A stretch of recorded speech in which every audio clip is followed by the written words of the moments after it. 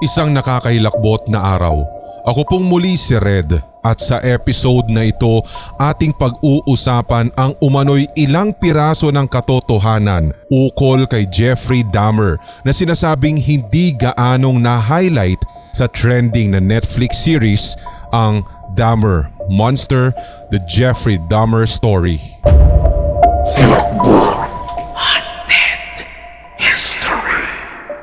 Hindi lingid sa kaalaman lalo na mga nakapanood ang malagim na sinapit ni Jeffrey Dahmer sa loob ng Columbia Correctional Institute Gymnasium sa Wisconsin na kung saan kapwa niya preso ang kumitil sa kanyang buhay makaraang paulit-ulit na hinampas ng weight equipment sa kanyang ulo noong November 28, 1994.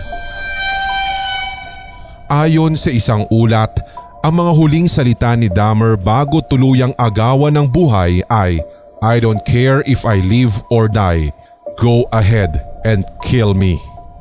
Subalit, taliwas ito sa pag-aamin ni Christopher Scarver, ang pumaslang sa kapwa inmate ng sandaling inatake at walang habas na pinaghahampas nito si Dahmer.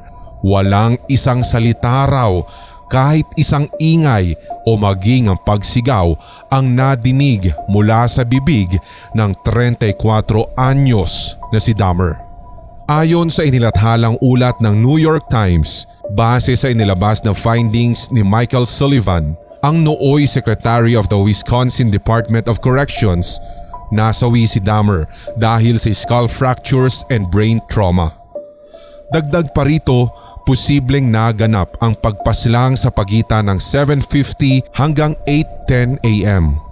Sa araw na iyon, isa si Dahmer sa mga naka-assign na maglinis ng correctional gym at ang comfort room nito kasama ang isang Jesse Anderson, kabilang si Scarver. Sa ilang teorya, pinaniniwala ang sinadya ng sanay magbabantay sa mga naturang inmate na umalis sa kanyang post at hindi isupervise ang gawain ng mga inmate sa umagang iyon upang tuluyang maisakatuparan ang pagpaslang kay Dahmer na siyang nabanggit din ni Scarver sa isang panayam nito sa NY Post. Ayon nga sa kanya, they had something to do with what took place. Yes. Sa New York Times, iniulat na natagpuan ang wala ng buhay na katawan ng dalawang inmate kabilang si Dahmer na naliligo sa sariling dugo malapit sa mga toilet bowl ng correctional at hindi tulad sa dramatized series na nasa prison gym ito pinaslang. Ayon pa sa ulat ng naturang publication, namataan rin ang dugo ang broomstick sa tabi ng katawan ni Dahmer. Nang makapanayam ng New York Post noong 2015 ng suspect na si Scarver, inamin nito ang ilang dahilan kung bakit naisagawa niya ang karumal-dumal na krimen sa loob mismo ng piitan. Habang sila raw ay naglilinis sa prison gymnasium at weight room bathrooms, idinetalya ni Scarver na habang pinupuno nito ng tubig ang baldeng hawak, hindi rin niya tiyak kung si Dahmer nga ba o Anderson ang sumundot sa kanya ng isang matigas na bagay sa gawing likod at pagkuway nagtawanan pa daw ang dalawang kasama. Nilingon nito ang dalawa subalit wala pa rin siyang ideya kung sino sa kanila ang gumawa. Ang sumunod na lamang na nangyari ay sinundan umano ni Scarver si Dahmer sa loob ng staff bathroom at walang ano-ano'y hinampas na nito agad ng 20-inch metal bar si Dahmer. Nang matumba, kinumpronta pa umano siya ni Scarver habang pinapaamin si Dahmer sa mga krimeng ginawa, partikular sa isang 14-year-old na naging biktima nito. Ayon kay Scarver, nagagalit siya dahil sa ginawa ni Dahmer at wala umano itong kapatawaran. Pilit pang ipinapakita ni Scarver sa nahihilong si Dahmer ang pinunit nitong newspaper article na kung saan nakaimprenta ang larawan ng binatang biktima nito. Idagdag pa rito ang matagal na umanong kinikim-kim na sama ng loob ni Scarver lalo sa mga naoobserbahan nitong weirdong kilos ni Dahmer sa loob ng piitan. May mga sandali umano na ginagawa pang biro ni Dahmer ang mga nakumit na krimen ng kanyang kapwa inmate, gayon din ang tila paghuhugis nito sa mga pagkain na animoy parte ng katawan ng tao habang nilalagyan pa ng ketchup na nagmimistulang dugo nito. Ito ang nagbunsod kay Scarver upang sabihing Dahmer crossed the line with some people, prisoners, prison staff, and some people who are in prison are repentant, but he was not one of them. Base sa NY Post. Bukod pa rito, inamin rin ni Scarver na never pa niyang nakausap o naka-interact man lang si Dahmer kahit halos parehong taon sila nakulong, at sa araw lang ng kanyang pagpaslang dito ay iyon lamang ang unang beses na nakalapit at nakausap niya ito. Sinabi rin ng una na sadyang pinili nitong dumistansya kay Dahmer.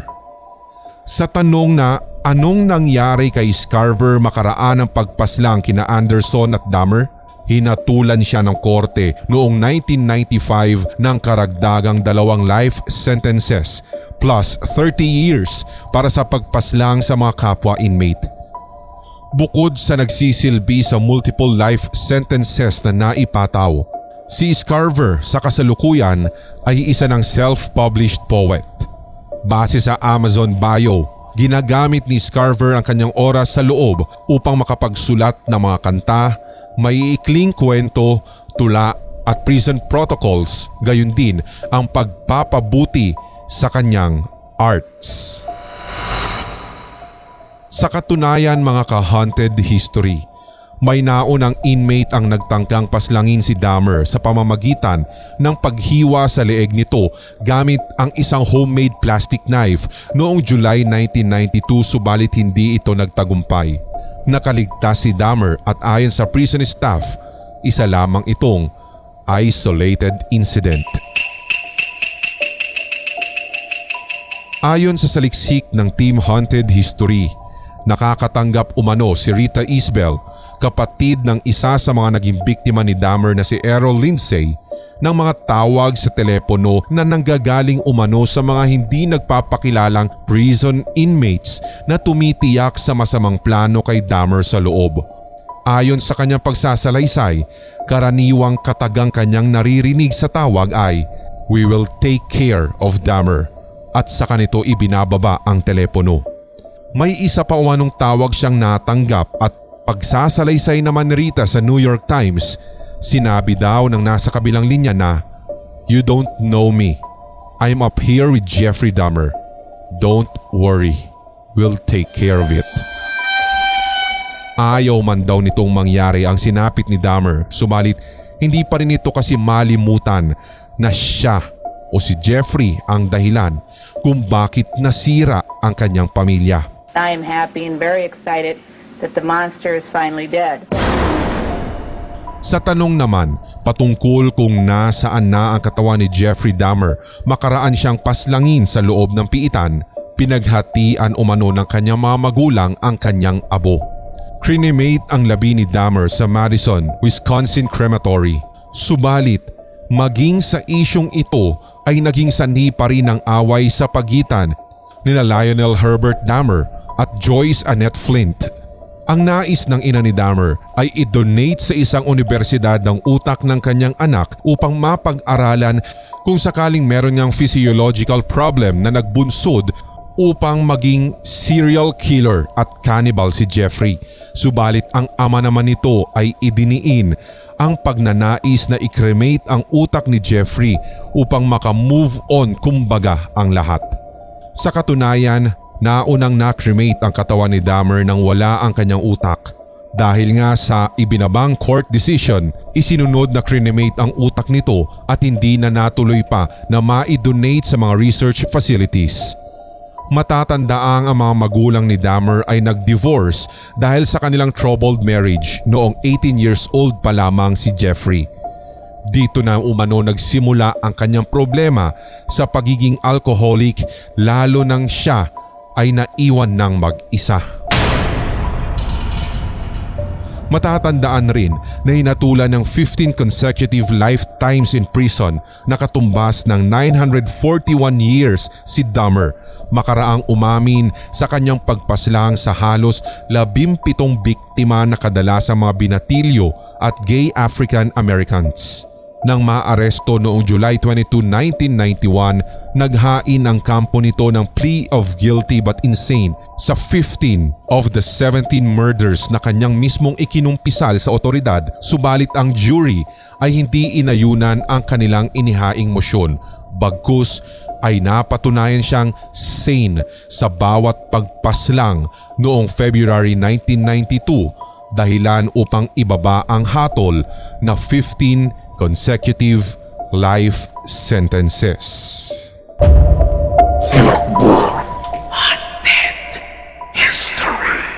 At inyong natunghayan sa episode na ito ang diskusyon sa umano'y ilang piraso ng katotohanan patungkol kay Jeffrey Dahmer na hindi gaanong na-highlight sa trending na Netflix series, ang Dahmer Monster: The Jeffrey Dahmer Story.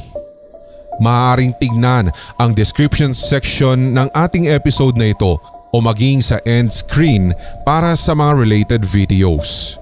Kung sakaling nagustuhan mo ang ganitong klaseng mga episode, mag-iwan lamang ng komento o kaya naman ng mga suggestions sa comment section ng videong ito.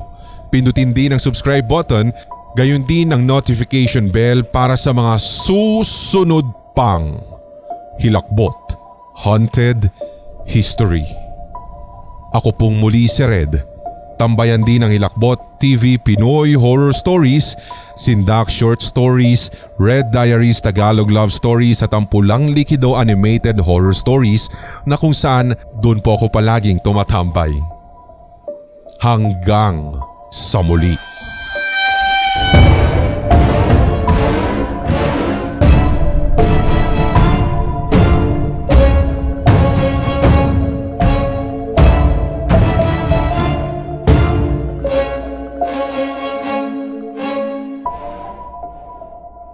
Mga solid HTV positive at kasindak, ako po si Red, payong kaibigan lang ngayong new normal upang mas maprotektahan ang inyong sarili. Palaging maghugas ng kamay, magbaon ng sanitizer o kaya'y alcohol, isuot ng tama ang face mask, lalong-lalo ang face shield, palakasin ang resistensya at huwag maging pasaway. Paalala, mula dito sa Hilakbot TV, Sindak Short Stories at Hilakbot Haunted History.